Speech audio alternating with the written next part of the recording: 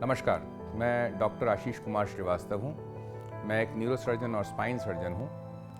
आज सीरजम कंपनी के सौजन्य से मुझे ये अवसर मिला है कि मैं आपसे रीढ़ की हड्डी के इलाज के विभिन्न तरीकों के विषय में कुछ बातचीत करूं, जिससे कि हम समझ पाएं कि किस तरह हम अपनी रीढ़ की हड्डी की देखभाल कर सकते हैं।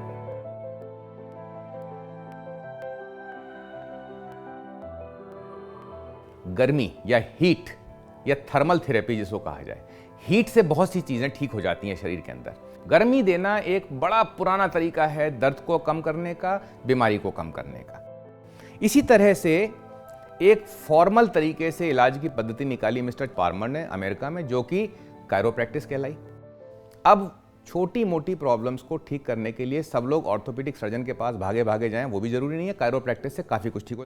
मॉक्सीबक्शन एक चाइना में तरीका निकला, कोरिया में निकला, जिसमें हीट को किस तरह से पहुंचाना है, कितने अंदर तक पहुंचाना है और उसके साथ हम और क्या कर सकते हैं, इसको डेवलप करा गया।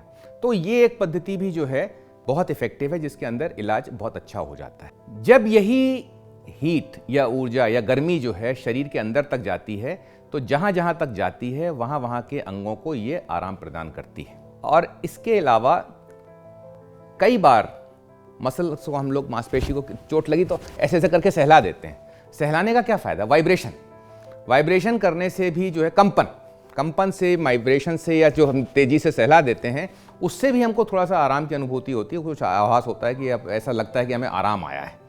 हिंदुस्तान में भी ये पाया गया है कि हम लोग जब अपने ट्रेडिशनल तरीके से समझाते हैं तो हम अपने चक्र का सब बताते हैं कि शरीर में, रीढ़ की हड्डी में चक्र बने हुए हैं, 7 चक्र बताए जाते हैं जो कि हर 7 सुरों से जुड़े हुए हैं। तो कहीं ना कहीं पे कुछ बेसिस तो है इलाज करने का म्यूजिक से।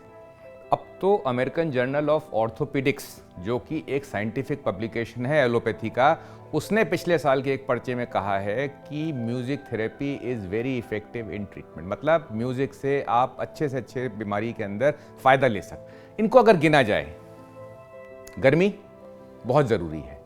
किस तरह से काम करती है हम समझते हैं। खून का प्रवाह या बहना अच्छा हो जाता है। खून के बहने से जो लाभ हो सकते हैं, इम्यूनिटी बढ़ सकती है, सूजन कम हो सकती है, थकी हुई मसल्स में से लैक्टेट हट सकता है, ये सारी चीज़ें उस खून के अच्छे बहने से हो जाती हैं। तो क्या हम कोई ऐसी मशीन के बारे में सोच सकते हैं या कोई ऐसा तरीका सोच सकते हैं जिससे हमको थर्मोथेरेपी या हीट थेरेपी या जो गर्मी का एहसास है उसका भी फ़ायदा हो जाए, ब्लड सर्कुलेशन अच्छा हो जाए, मसल्स रिलैक्स हो जाएं, जॉइंट्स लैक्स हो जाएं, इम्यूनिटी बढ़ जाए हमारी, और जो हमारी एफिशिएंसी जो कि थोड़े से हायर टेम्परेचर पे अच्छी होती है, थोड़े से ज़्यादा गर्मी में अच्छी होती है, उसका भी फ़ायदा मिल जाए।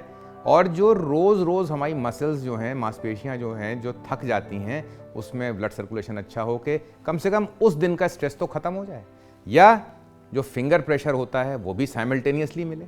हाँ, जहाँ पे जो है ज़्यादा तकलीफ़ हो रही है वहाँ पे हम प्रेशर दे के और अच्छा रिजल्ट दे पाएँ, या अगर हमारी जो है स्पाइन को किसी तरह से स्ट्रेच कर दिया जाए नेचुरल कोर्स में, तो उससे भी जो है हमारी लचीलापन जो स्पाइन का है वो बना रहेगा और उसके आसपास के जो अंग हैं उनमें फ़ायदा होगा।